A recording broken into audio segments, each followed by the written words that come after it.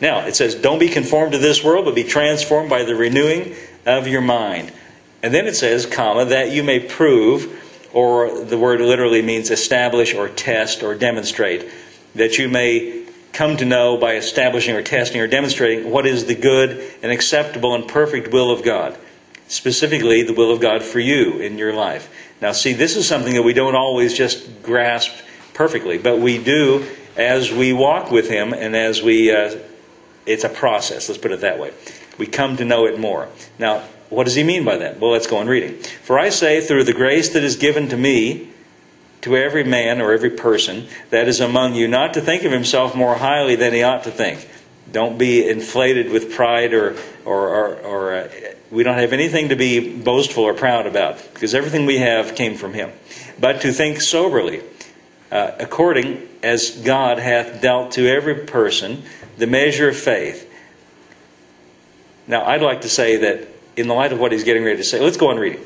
God has dealt to every man, every person, the measure of faith. For as we are many members in one body, and all members have not the same office or function, so we, being many, are one body in Christ, and every one members one of another, having then gifts differing according to the grace that is given us. Whether prophecy, let us prophesy according to the proportion of faith. Let's stop right there for a moment. What he's saying is, he likens it to a body. In our union with Jesus, we all have a specific thing that we do. We all function in our own unique way. And he says it's by grace that happens. Did you notice that it says in verse 6, having then gifts differing according to the grace that is given to us. He says that by the grace of God, God has by His grace given us different special things, different special ways that we function, things that are special about us. Now back up to verse 3. The end of verse 3 says, according as God has dealt to every man the measure of faith. Now God has given us special gifts and special things, what's special about our lives and unique about our lives. But then it says, don't think of yourself more highly than you ought to think, but think soberly according to, or by measure yourself according to, as God has dealt to you the capacity, let's say it that way, the capacity for faith. What kind of faith? Believing what? Believing in who you are in Him. That's a little complicated way to say that.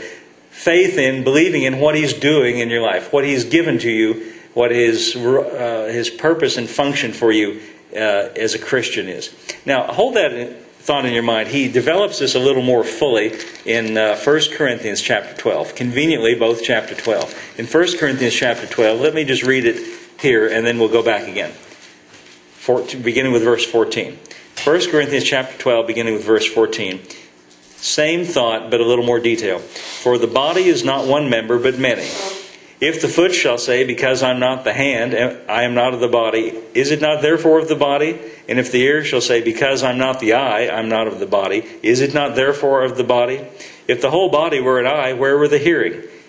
If the whole were the hearing, where were the smelling? But now hath God set the members, every one of them, in the body, as it has pleased Him. You know what he's saying in this? He's saying we're not all the same. That's what he's saying. We're all unique.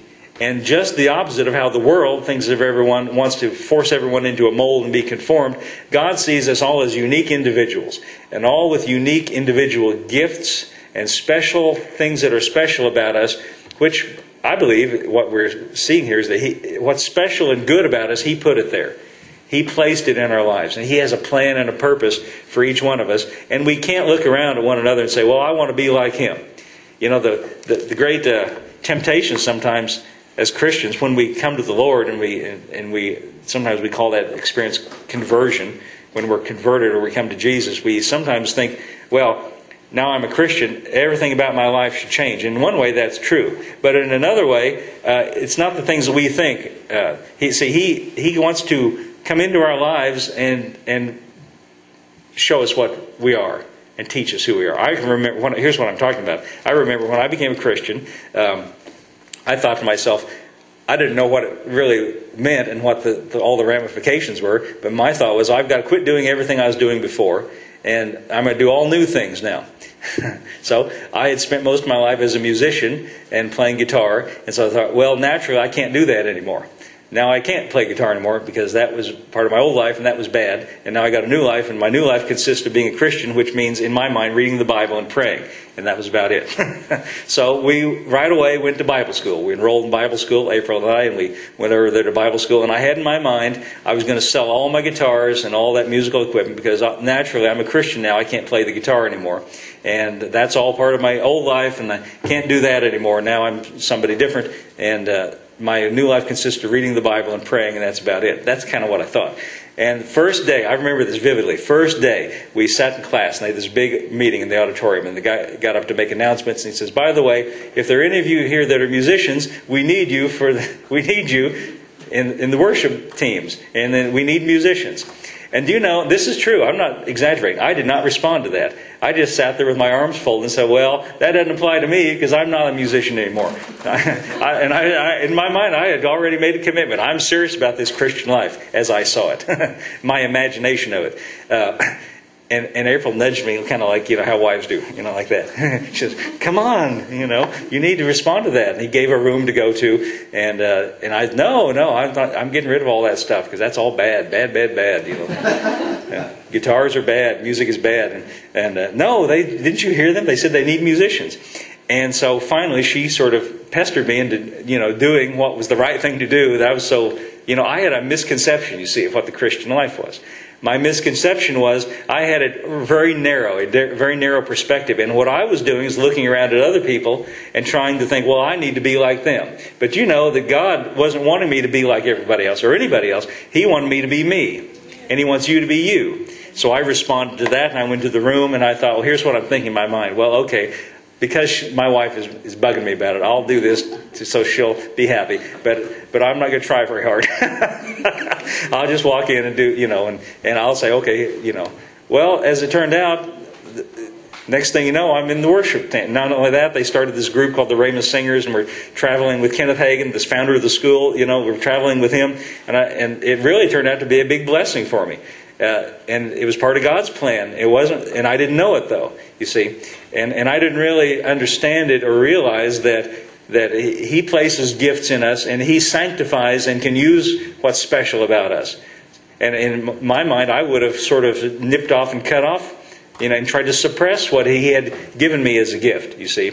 But instead He used it and made it profitable not only for them but for me as well. And it was a real blessing for me, and I'm glad that I listened to my wife. So all you husbands, listen to your wives. And wives, listen to your husbands. And then we'll all be, everything will be fine. Yeah, however it works. Sometimes is she listening to me? Sometimes I'm right and she should listen to me.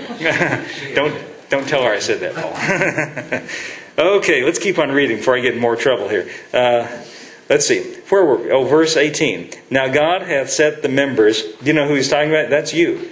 God hath set the members, every one of them, in the body as it hath pleased Him. See, God gives us gifts and has ideas and plans for our lives as it pleases Him. And so naturally we get really curious. Say, well, what are they?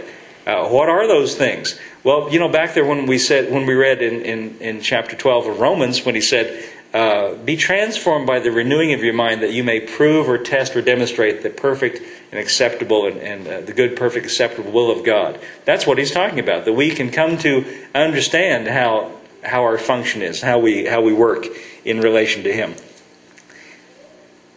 Verse 19. And if they were all one member, where were the body? And now are they many members, but yet one body? The eye cannot say to the hand, I have no need of thee, nor again the head to the feet, I have no need of you. Nay, much more those members of the body which seem to be feeble are necessary. And those members of the body which we think to be less honorable, upon these we bestow more abundant honor. And that our uncomely parts have more abundant comeliness. For the comely parts have no need, for God hath tempered the body together, and have given more abundant honor to that which lacked. That there should be no schism or break or disunion in the body. That all the members should have the same care for one another. And whether one member suffer, all the members suffer. And whether one member be honored, all the members are honored. Verse 27, he sums it up. Now you are the body of Christ, and members in particular. He wants us to think about ourselves in the sense of our union with Jesus. We're all His body.